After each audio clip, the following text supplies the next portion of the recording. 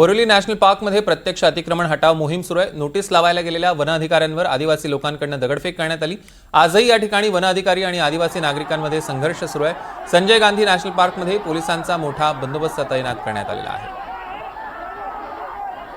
तर आपण बघतोय की पोलीस आणि आदिवासींमध्ये संघर्ष वाढलेला आहे। उच्च न्यायालयाच्या आदेशानुसार वन विभागाने नोटीस दिल्यानंतर पुनर्वसनाच्या मागणीसाठी आदिवासींनी आंदोलन केले आहे। कारवाई दरम्यान दगडफेक झाल्याने तणाव वाढलेला आहे। आढावा घेतला आमचे प्रतिनिधी अक्षय कुडकेलवार यांनी। मुंबईच्या संजय गांधी नॅशनल पार्कमध्ये असलेलं अतिक्रमण हटवण्यासाठी वन विभागाचे कर्मचारी आणि पोलीस मोठ्या संख्येने दाखल झाले होते। मात्र आपण बघतोय पोलीस आणि त्यासोबतच स्थानिक आदिवासींमध्ये मोठ्या प्रमाणात संघर्षाची परिस्थिती उद्भवल्यामुळे आता काही वेळ हे अतिक्रमणाची कारवाई जी आहे थांबवण्यात, अतिक्रमण हटाव मोहिमेची कारवाई थांबवण्यात आलेली आहे। आणि आता या ठिकाणचं या वस्तीमध्ये राहणारं आदिवासी बांधवांचं एक शिष्टमंडळ, त्यासोबतच स्थानिक लोकप्रतिनिधी यांची बैठक मंत्रालयामध्ये वनमंत्री नाईक यांच्याकडे सुरू असल्याचं कळतंय। मात्र आपण बघतोय की या ठिकाणी राहणाऱ्या स्थानिक बांधवांच्या माध्यमातून हा रस्ता अडवून धरण्यात आलेला आहे। नेमकी काय प्रतिक्रिया आहे, काय भूमिका आहे, आपण जाणून घेणार आहोत। काही स्थानिक आपल्यासोबत आहे। सर, अगदी थोडक्यात सांगा काय घडलं आज सकाळपासून आणि तुमची प्रतिक्रिया, भूमिका काय आहे? नमस्कार, जय जवाहर जय आदिवासी।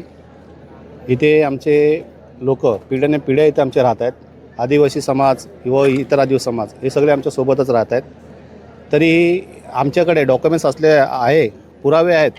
त्यांनी काय केलं आहे, 1995 आणि या 2007ला जेव्हा ते लोकांनी सर्वे करून त्या लोकांना चांदवलेलं कोणाकोणा देण्यात आले, त्याच्यामध्ये ते लोक फॉरेस्ट डिपार्टमेंट स्वतः तिथं फोटो काढलेत। ते लोकांनी स्वतः तिकडचे त्यांचे घर तोडून मग त्यांना तिकडे चांदवलेलं चावी दिलेत। तर ते लोक काय सांगतात की आता त्यांचे मुलं बालं तिकडे पूर्वीपासूनच आहेत।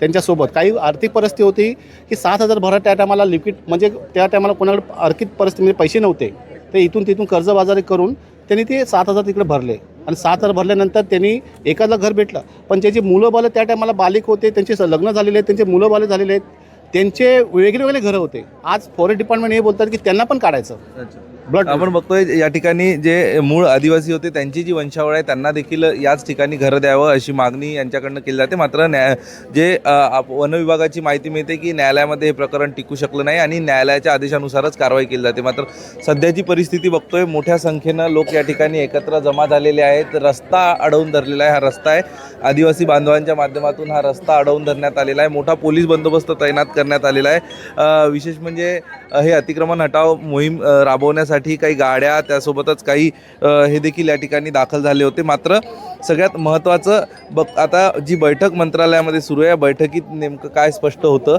हे बघणं महत्त्वाचं या ठिकाणी ठरणार आहे। त्यामुळं काल देखील दगडफेक करण्यात आली होती, आज देखील संघर्षासारखीच परिस्थिती उद्भवलेली आहे। त्यामुळे यातनं तोडगा काय निघतो याकडे आता या बैठकीकडे सगळ्यांचं लक्ष लागलं आहे। अक्षय कुडकेलवार, NDTV मराठी, मुंबई।